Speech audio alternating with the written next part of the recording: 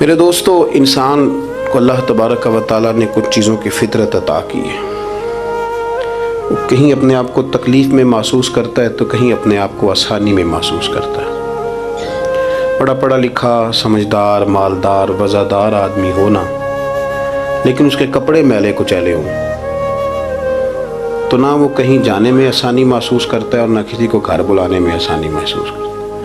ایک مفت کا بوجھ اس کی طبیعت پہ ہوتا ہے کہ میرے کپڑے ٹھیک نہیں، مفت کا بوجھ۔ لیکن بندہ بالکل ان پڑھ ہو، سادہ ہو، گھر ٹوٹا ہوا ہو، لیکن اس کے کپڑے ٹھیک ہوں، اٹھنا بیٹھنا بھی نہا کے آیا ہو، استری والے کپڑے پہنے ہو، تو کہیں بیٹھتے ہوئے ذرا ہچکچاہٹ نہیں محسوس کرتا۔ آپ خود جب اپنے وہ کپڑے اتار لیتے ہیں نا، ان کو مٹی لگی ہوئی تھی، کہیں گرد لگ گئی تھی، تو خود بھی اپنے آپ کو آسانی میں محسوس کرتے ہیں۔ ورنہ نہ وہ ساری محفل میں سب سے زیادہ توجہ اسی بات پہ رہتی ہے کہ میرا بٹن ٹوٹا ہوا ہے، اور وہ جینے نہیں دیتا کہ بٹن جو ٹوٹ گیا ہے، تو بار بار بندے کا خیال ہوتا ہے کہ کدے تک نہ لائے کوئی۔ یہ نفسیاتی مسئلہ ہے، اس کو سمجھیں۔ انسان فطرت کے ہاتھوں بعض اوقات مجبور ہوتا ہے۔ جس طرح انسان کا ظاہری حلیہ ٹھیک نہ ہو تو پورے سکون میں نہیں ہوتا، اسی طرح اگر باطن پہ کوئی بوجھ ہو نا، یہ تکبر والا بندہ کبھی سکون میں نہیں رہتا، یہ عجب والا، خود پسندی والا بندہ کبھی سکون میں نہیں رہتا۔ بیماری لگ جاتی ہے نا میری طرح کے کچھ لوگوں کو، بزرگوں کی بات نہیں کرتا کہ ہمیں سٹیج پہ ہونا چاہیے، میں چودھری صاحب ہوں، میں مالدار ہوں، میں علاقے کا بڑا ہوں، میں درویش ہوں، میں صوفی ہوں۔ آپ یقین کریں کہ ان کو پیچھے بیٹھ کے محفل سننے کا مزہ ہی نہیں آتا، وہ ساری محفل میں یہی سوچ رہے ہوتے ہیں کہ کدی کوئی اگے ساتھ لے نا۔ یہ بیماری ہے، یہ سکون نہیں لینے دیتی، یہ ایک مسئلہ ہے۔ خود پسندی، حسد، عجب، کبر، یہ مسائل ہیں۔ آپ جو مرضی کر لیں، یہ آپ کو سکون نہیں لینے دیں گے۔ کسی بندے کا یہ ذہن بن جائے نا کہ میں جانا جاؤں، میں پہچانا جاؤں، تو آپ یقین کریں کہ وہ منتیں کرتا ہے کہ یار کوئی مہربانی کرو، میرا بھی ذکر کرو کہیں۔ شیخ سعدی رحمۃ اللہ علیہ فرمایا کرتے تھے کہ لکڑی کو گھن اتنی تیزی سے نہیں کھاتی جتنی بڑے لوگوں کو خوشامد تیزی سے کھا جاتا ہے۔ ان کا بس نہیں چلتا، ورنہ 2 بندے رکھ لیں 8 گھنٹے کی ڈیوٹی پہ کہ میری تعریفیں کیا کرو، بس نہیں چلتا۔ یہ باطن کے جو میل کچیل ہے نا، میرے رسول کریم کا کمال یہ ہے کہ حضور نے نظر کرم سے سارے ہی دور فرما دیے۔ اور محبوب کے اپنوں نے جب نبی پاک سے دلیل مانگی نا کہ آپ اللہ کے نبی ہیں تو اس کی دلیل کیا ہے، اپنوں نے دلیل مانگی، قریش نے۔ اپنوں کو منوانا ذرا مشکل ہوتا ہے نا، بھئی اللہ کا قانون ہے، اس نے چراغ کے بالکل نیچے اندھیرا بنا دیا ہے، اس کا قانون ہے، کیا کیا جائے، نہیں مانتے۔ اپنوں کو منوانا، قریبیوں کو، انہوں نے جب، میرے ایک دوست نے مجھ سے کہا کہ ایک نہیں سمجھ آئی کہ جب کوہ صفا پہ حضور نے کہا تھا کہ میں اگر تمہیں کہوں کہ اس طرف دشمن کھڑا ہے تو سارے کہہ رہے تھے ہم آپ کی بات مانیں گے، تو میں نے کہا وہ سرکار کو ماننے کی بات تھی۔ یہاں بھی بہت سارے لوگ ہیں وہ کہتے ہیں حضرت صاحب آپ کی عزت بڑی کرتے ہیں پر چپ کر جائیں، سیاست کا نام نہ لینا۔ میری بات کی سمجھ آ رہی؟ آپ کی عزت بڑی کرتے ہیں پر چپ کر جائیں۔ آپ نے یہ نہیں کہنا کہ سود نہ کھاؤ، بالکل آپ نے یہ نہیں کہنا کہ چودھری صاحب کے بچے کی شادی پہ بینڈ باجا نہیں ہونا، کیونکہ ہم تو عزت کرتے ہیں۔ عزت کرنا اور ہوتا ہے اور بات ماننا میں فرق ہوتا ہے نا جی۔ کچھ لوگ حیا کرتے ہیں پر بات، لیکن زیادہ خوشی اسی کی ہوتی ہے جو حیا بھی کرے اور بات بھی مانے۔ تو اپنوں نے جب دلیل مانگی نا کہ آپ اللہ کے رسول ہیں تو اس کی دلیل کیا ہے، تو اللہ کریم نے فرمایا محبوب ان سے فرمائیے فقد لبثت فیکم عمرا من قبلہ، وہ باہر سے تو نہیں نہ آیا، میں نے تمہارے درمیان عمر کا حصہ گزارا ہے، افلا تعقلون، کیا تمہیں عقل نہیں؟ میری طرح کا کوئی سچا ہے تو دکھاؤ، کوئی صادق اور امین ہے تو دکھاؤ۔ تمہارے بیچ نبی کریم کا نا اٹھنا بیٹھنا چلنا پھرنا یہ اس طرح کا تھا کہ کوئی چیز کسی پر بوجھ نہیں بنتی تھی، بلکہ جو دیکھتا جاتا تھا مدینے والے کا غلام بنتا جاتا تھا۔ ہم نا آپ یقین کریں کہ اگر نکل آئے نا، آ جائیں سادگی پہ، سادی زندگی بڑی آسان ہوتی ہے، بڑی آسان۔ یہ جو بچے 4,500 روپیہ لگا کے بال کھڑے کراتے ہیں نا سر پہ، یہ پھر پریشان بھی رہتے ہیں کہ اتنے پیسے لگا دیے دیکھا کسی نے بھی نہیں۔ اور جو بزرگ ابھی آیا نا، اس نے گھاس کاٹی ہے، بھینسوں کو چارہ ڈالا ہے، کپڑے بس اس نے جلدی سے پہن لیے صحیح استری، اس کو کوئی فکر نہیں، کوئی دیکھے تب بھی ٹھیک ہے، نہ دیکھے تب۔ نبی پاک صلی اللہ علیہ وسلم نے انسان کو کہا کہ اندر کا بوجھ اتار دے ورنہ تیرے لیے جینا مشکل ہو جائے گا. یہ اتار دے اندر کے سارے بوجھ، یہ جھوٹ کا بوجھ، یہ عداوت کا بوجھ، یہ حسد کا بوجھ. اعلیٰ حضرت بریلوی رحمۃ اللہ علیہ ملفوظات شریف میں فرماتے ہیں کہ حسد کرنے والا سامنے والے بندے پہ اعتراض نہیں کرتا، بلکہ حسد کرنے والا اللہ کی تقسیم پہ اعتراض کرتا ہے. وہ کہتے ہیں اسے کو دیا ہے مجھے دینا چاہیے تھا. بحث کرتے ہیں لوگ، اپنے گھر بیٹھ کے دلائل جمع کرتے ہیں. کبھی کسی شخص کے بارے میں آپ ذرا قرآن مجید پڑھیں اور میرے رسول کریم صلی اللہ تعالی وسلم کی احادیث کا مطالعہ کریں. قرآن تو حضرت موسیٰ کی شان بھی بیان کرتا ہے، حضرت یوسف کے تذکرے نہیں بیان کرتا قرآن، جناب عیسیٰ روح اللہ کی عظمت قرآن بیان نہیں کرتا. اعلیٰ حضرت بریلوی رحمۃ اللہ علیہ کے سامنے کسی نے شعر پڑھا کہ شان یوسف جو دبی تو وہ بھی اسی در پہ دبی، تو اعلیٰ حضرت فرمانے لگے تمہیں غلطی لگ گئی ہے، میرے نبی کسی کو دبانے نہیں آئے. تو بندے بڑے حضرت ہوتے ہیں نا جی، اعتراض تو پڑا ہے ابھی باٹتے پہ ہے. تو کہنے لگا جی شعر پہ اعتراض کرنا آسان ہے پر شعر کہنا مشکل ہے. تو فرمانے لگے چلو کہہ بھی دیتے ہیں. اس نے کہا دی اب کہیے. تو فرمانے لگے شعر یوں کہو کہ شان یوسف جو بڑی وہ بھی اسی در سے بڑی. شان یوسف جو بڑی تو وہ بھی اسی. عزت دینے سے آپ کوئی کمزور ہو جائیں گے؟ کوئی نقصان ہو جائے گا کسی کو عزت دینے سے؟ کیا فرق پڑتا ہے؟ لیکن آپ یقین کریں کہ وہ اتنی مصیبت بنی ہے عزت لینے کی، پروٹوکول لینے کی، اپنا آپ منوانے کی، اتنی زیادہ. بلکہ وہ لوگ جن کو بالکل اس چکر میں نہیں پڑنا چاہیے تھا، درویش لوگ، وزیروں کا بھی استقبال ہو رہا ہوتا ہے اور پیروں کا بھی استقبال ہو رہا ہوتا ہے. کوئی وزیر چڑھ جائے روڈ پہ تو رستہ غریب آدمی کو پھر بھی نہیں ملتا، تو کوئی تگڑا پیر چڑھ جائے تو پھر بھی نہیں رستہ ملتا. حالانکہ یہ درویش ہیں، یہ فقیر ہیں، یہ فقر کا درس دیتے ہیں، لیکن چاؤ ہی پڑا ہے. میرے رسول کریم صلی اللہ علیہ وسلم نے سادہ اور سمجھ والا اور عین طبیعت کے مطابق جس میں کسی بندے کو کوئی مشکل نہ ہو. پتہ ہے میرے محبوب کا کمال یہ تھا کہ نبی کریم تک رسائی بڑی آسان تھی. ہر بندہ بڑی آسانی سے پہنچ جاتا، بڑی آسانی سے. بخاری میں بھی حدیث ہے لیکن قاضی اعجاز رحمۃ اللہ تعالی علیہ نے بڑے پیار سے لکھی ہے اور انوکھا رنگ ان کی تحریر میں اچھا لگتا ہے. حضرت انس بن مالک رضی اللہ تعالیٰ عنہ فرماتے ہیں کہ ملک شام کا ایک شخص حضور کی بارگاہ میں حاضر ہوا اپنے بادشاہ کا کوئی پیغام لے کے. غریب آدمی نا ویسے ہی طبعاً ہی تھوڑا سا مایوس ہوتا ہے، ڈر رہا ہوتا ہے، وہ سہما ہوا ہوتا ہے. لیکن حالات کے سہمے ہوئے لوگوں کو بتا دو حالات بدل جاتے ہیں، ایک جیسے نہیں رہتے. لیکن یہ بیچارے سہمے، یہ ہر جگہ ڈر رہے ہوتے ہیں. یہ آستانوں پہ بھی ڈر کے پیچھے بیٹھے ہوئے ہوتے ہیں، آستانوں پہ بھی پروٹوکول مل رہا ہوتا ہے جس کی جیب تگڑی ہوتی ہے. تو ڈرتے ہیں یہ لوگ اور ان پہ پریشر بڑھا دیا جاتا ہے. کچھ ایسے کام کیے جاتے ہیں جن سے ان کی دلوں پر بوجھ بھی رہتا ہے کہ نہیں یہاں بات کوئی نہیں کرنی. حضرت انس بن مالک رضی اللہ تعالیٰ عنہ فرماتے ہیں جب وہ آیا نا نبی کریم کی بارگاہ میں تو وہ کانپنے لگا. کوئی بات بھی نہیں ہوئی، کوئی ایسا مسئلہ بھی نہیں ہوا، لیکن وہ کانپنے لگا اور تھر تھر کانپنے لگا. تو اللہ کے رسول صلی اللہ علیہ وسلم نے اسے فرمایا کہ کیوں ڈرتے ہو، کیا بات ہے؟ کہنے لگا میں مدینے کی جو ریاست ہے اس کے سربراہ کے پاس آیا ہوں. غریب آدمی ہوں، ڈر لگتا ہے کوئی ایسی بات نہ ہو جائے کہ آپ ناراض ہو جائیں. تو انہوں نے تو دیکھا تھا نا ان لوگوں کو کہ جو جانور کو مالک کی مرضی کے بغیر چھاؤں میں باندھ دیتے تھے تو مار پڑتی تھی. اتنا سیانا ہو گیا تو مرضی کرے گا، مجھے ڈر لگ رہا ہے. حضرت انس بن مالک کہتے ہیں بات کہاں کی تھی چلی کہاں گئی. اس نے کیا کہا اور پھر جواب میں میرے محبوب نے کیا فرمایا. آپ ذرا بات کا لیول دیکھیں اور حضور کی گفتگو کا سٹیٹس دیکھیں. یہ وہ لوگ، یہ وہ تربیت ہے جو لوگوں کے دلوں اور روحوں تک اترتی ہے. میرے نبی کریم صلی اللہ تعالی علیہ وسلم نے بات سنی تو حضور رو پڑے اور اتنا روئے کہ گھٹنوں کے بل زمین پر بیٹھ گئے. جناب انس بن مالک فرماتے ہیں حضور فرمانے لگے نہ بھائی تو کسی بادشاہ کے پاس نہیں آیا، نہ تو کسی حکمران کے پاس نہیں آیا، تو اس بیٹے کے پاس آیا ہے جس کی ماں گوشت کے خشک ٹکڑے کھا کے بھی رات گزار لیا کرتی. میری ماں تو گوشت کے خشک ٹکڑے کھا کے رات گزار لیتی تھی، نہ تو کسی. حضرت انس بن مالک کہتے ہیں اس نے بات سنی تو وہ بھی رو پڑا اور میں نے سنی تو میں بھی رو پڑا. دوستو رسول کریم دیکھیں نا ہم لوگوں نے کس طرح کا لیول بنایا ہوا ہے. ابھی تک وہ جو دولت کا رٹا ہے تھوڑا بہت وہ ابھی تک چلتا ہے. ابھی تک خاندان کے اندر کوئی بندہ امیر ہو جائے تو چودھری بھی وہی ہوتا ہے، سیانا بھی، میرا تو خیال ہے پیر بھی وہی ہوتا ہے. شرط یہ ہے کہ اس کے پاس پیسے ہونے چاہیے، وہی شیخ ہوتا ہے، سارا کچھ وہی ہوتا ہے۔ نبی پاک صلی اللہ علیہ وسلم نے ہمیں کہا کہ یہ تمہارے اندر کے بوجھ ہیں، ما حاک فی صدرک، گناہ جو ہوتا ہے یہ کھٹکتا ہے سینے میں، یہ بندے کو پریشان کرتا ہے، بندہ تکلیف میں ہوتا ہے کسی کو پتہ نہ چل جائے۔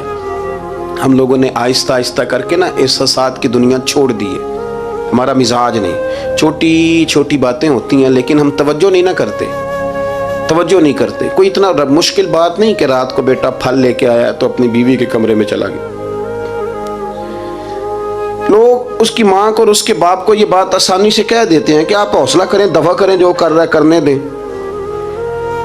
لیکن جس بندے کی کل کمائی اس کا پتر ہو اور بھری جوانی میں جس نے کہا ہو بیوی سے کہ چل میں پرانے کپڑوں پہ عید گزار لوں گا، تو نئے کپڑے بچوں کے لے آ، جس نے 30 سال سعودی عرب میں، دبئی میں، مسقط میں، پردیس میں گزارے ہوں اور وہاں کمبل بھی نہ بدلا ہو کہ چلو بچے میرے پڑ جائیں، اس کی کل کمائی باغ تیرے دی کر کر راکھی، ساری عمر گزاری، تو جدوں یہ باغ پکن تے آیا لے گئے اور وپاری، تو وہ پھر جا کے تو 6 کنوں رکھ کے پلیٹ میں اپنی بیوی سے کہتا ہے جا ابا جی کو دے آ۔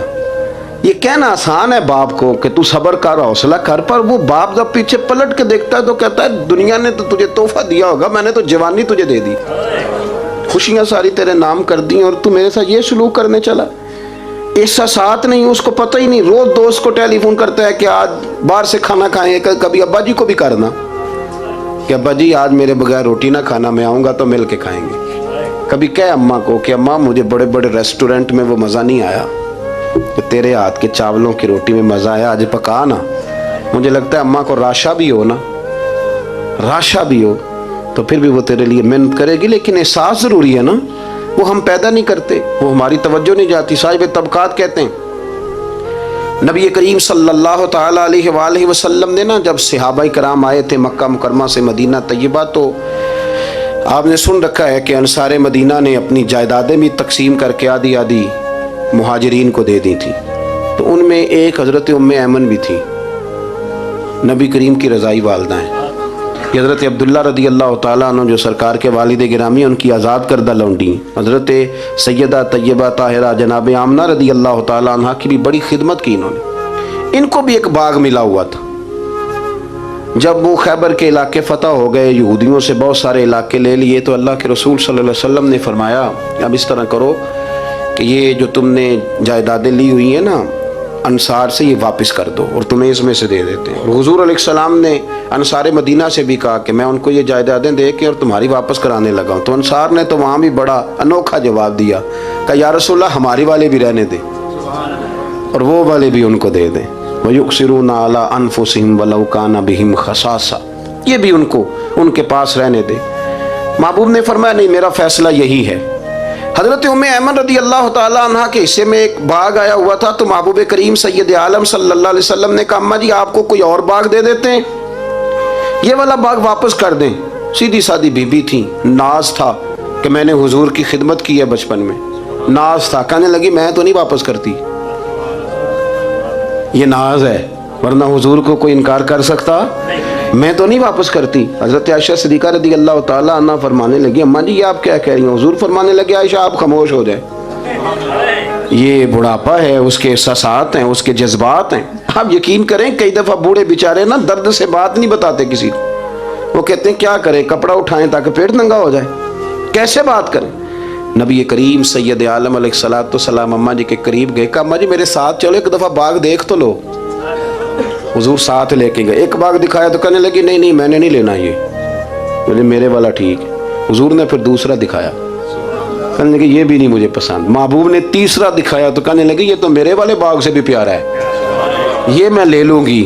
جب وہ مسکرائیں تو حضرت عائشہ کہتی ہے میں نے حضور کی آنکھوں میں آنسو دیکھے، فرمایا الحمدللہ اس کا دل نہ راضی ہو گیا ہے۔ یہ طریقہ ہے میرے عزیز، تھوڑے احساسات تو پیدا کریں، تھوڑے اپنے جذبات۔ کتنی خود غرضی والی زندگی ہے کہ مجھے صرف میرا ہی خیال ہے، اور جو جہاں بیٹھا ہے نا، پتہ ہے ہم پریشان زیادہ کیوں ہیں؟ میں مولوی ہوں تو میں سارا دن یہی تقریریں کرتا ہوں، لوگ مولویوں کی عزت نہیں کرتے، لوگ مولویوں کی عزت نہیں کرتے، تو میں کہتا ہوں چھوڑیں یہ رٹا، عزت مانگنے کی کیا ضرورت ہے؟ اب منت مانگ کے عزت کرانی ہے؟ چھوڑیں، کوئی ضروری ہے؟ میں اس طرح کرتا ہوں کہ میں عزت کرنی شروع کر دیتا ہوں، میں کرتا ہوں نا 15-20 علماء کی عزت، چلو ہم آپس میں شروع کر لیتے ہیں تو خود بخود باقی بھی مسئلہ ٹھیک ہو جائے. بوڑھے لوگ ہر وقت شکایت کرتے ہیں عزت نہیں کی جاتی. عزت کیوں آپ بھیک مانگتے ہیں؟ کیا ضرورت؟ پیار دینا شروع کریں. روز بروز مطالبہ کرنا کہ میری خدمت کرو، میرے پیچھے چلو، اس سے تو دقت پیدا ہوتی، انسان تکلیف میں رہتا ہے. میرے رسول کریم علیہ السلام خیال رکھتے، چھوٹے چھوٹے بچوں کے جذبات کا بھی خیال کرتے، بوڑھوں کے جذبات کا بھی خیال کرتے. نبی کریم صلی اللہ علیہ وسلم ہر شخص کے بارے میں ایسا نظریہ رکھتے کہ جس سے قوم کو سکون ہوتا، دلوں کے اندر اطمینان پیدا ہوتا. حضرت عائشہ صدیقہ رضی اللہ تعالیٰ عنہ فرماتے ہیں ایک دن گھر میں تشریف فرماتے اور طبیعت مبارک میں نا بڑی، میں دیکھ رہی تھی کہ بڑا حشاش بشاش ہے سرکار کا مزاج، بڑی خوبصورتی. آج غم امت میں حضور اس طرح پریشان نہیں جیسے اکثر ہوتے ہیں. آپ فرماتی ہیں باتیں چل رہی تھی تو بیٹھے بیٹھے حضور فرمانے لگے کہ عائشہ میں تمہیں بتاؤں تم مجھ سے راضی کب ہوتی ہو اور ناراض کب ہوتی ہو؟ کہتے میں نے عرض کی یا رسول اللہ میں اور آپ سے ناراض. فرمایا چل سن تو لینا، سن تو لینا، ذرا بات سننا، ذرا سن تو لے، سننا. عرض کی یا رسول اللہ حکم فرمائیں. فرمایا تم کبھی کبھی قسم اٹھاتی ہو. ذرا احساس کی شدت دیکھیے، لفظوں اور جملوں کا خیال رکھنا، سامنے والے کا اسے آسانی دینا. نبی کریم صلی اللہ، دیکھیں نا، میں نہیں پرواہ کرتا جی، اب بیویوں کی باتیں کون سنے، میں نہیں پرواہ کرتا جی فلانا تو ان پڑھ ہے، لیکن جو ہمیں حضور نے ذوق دیا جینے کا، جو تسلی دی ہمیں زندہ رہنے کے لیے، جو ہمیں کہا کہ یہ چیز تمہیں جوان کرے گی، ٹھنڈا رکھے گی. نبی کریم صلی اللہ تعالیٰ علیہ وآلہ وسلم فرمانے لگے عائشہ تم نا کبھی کبھی قسم اٹھاتی ہو؟ کہا یا رسول اللہ اٹھاتی ہوں. فرمایا جب تم تھوڑا بہت ناراض ہوتی ہو نا کہ کسی اور زوجہ کے پاس وقت زیادہ گزر گیا ہے تو پھر تم پتہ کس طرح قسم اٹھاتی ہو؟ تم کہتی ہو مجھے ابراہیم علیہ السلام کے رب کی قسم، اور جب تم راضی ہوتی ہو تو کہتی ہو مجھے محمد مصطفیٰ کے رب کی قسم. فرمایا مجھے پتہ ہے. جناب عائشہ کہتی ہے میں رو پڑی. میں نے کہا محبوبہ بات بالکل اسی طرح ہی ہے، لیکن قربان جاؤں یہاں تک خیال رکھتے ہیں آپ حضور، یہاں تک احساسات ہے، یہاں تک. فرمایا مجھے پتہ ہوتا ہے کب تمہارا جذبہ کیا ہے اور کب تمہارا رنگ کیا ہے. دوستو یہ چیزیں جب نکل جاتی ہیں نا مزاج سے پھر آسانی ہو جاتی ہے. لیکن وہ ہمارا اپنے آپ کو پسند کرنا، اپنی طبیعت پہ ناز کرنا، اپنے آپ کو دیکھتے رہنا اور اپنی تعمیر میں اتنا غرق ہونا کہ باقی ساری خوبصورتیوں سے بھول ہی جانا، صرف نظر ہی کر لینا. تھوڑا تھوڑا پیار بانٹیں. اتنا اوپر کھڑے ہو کے نیچے دیکھو گے تو ہر چیز چھوٹی نظر آئے گی. کبھی کبھی نیچے کھڑے ہو کے بھی اوپر دیکھیں، انشاءاللہ بڑے بڑے قد والے لوگ دنیا میں ملیں گے، بڑے بڑے قد والے. بہت سارے لوگ مجھے کہتے ہیں نہیں کامل پیر نہیں ملتا. میں کہ نہیں ملتا، پیسے بندے دی جیب میں ٹھیر سارے ہوں تو پھر کامل پیر کے میں ملے، اور 2 MA وہ کر جائے چاہے سیپلیوں میں ہی پاس کر جائے پھر کامل پیر کیسے ملے؟ وہ ہو چودھری صاحب اور اس کو پیر مل جائے. ان 3 بندوں کو پیر ملتا، اس کے لیے تو تھوڑا نیچے اترنا پڑتا ہے نا جی. پہلے جو برتن بھرا ہوا ہو تو اس میں پیر صاحب کیا ڈالیں گے؟ کوئی خالی ہوگی تو شے اندر آئے گی نا. اپنی زندگی میں تھوڑا سا لیول. حضرت خواجہ شمس العارفین سیالوی رحمۃ اللہ علیہ، خواجہ صاحب گزر رہے تھے تو ایک بچہ نا، ہمارے دیہاتوں کے بچے جو ہوتے ہیں نا وہ ان کا اپنا سٹائل ہوتا ہے اور وہ بڑے مست لوگ ہوتے ہیں. اصل مزہ وہی بچے اٹھاتے ہیں جو دیہاتوں کے، وہ جو زندگی گزارتے ہیں بڑی شاندار ہوتی.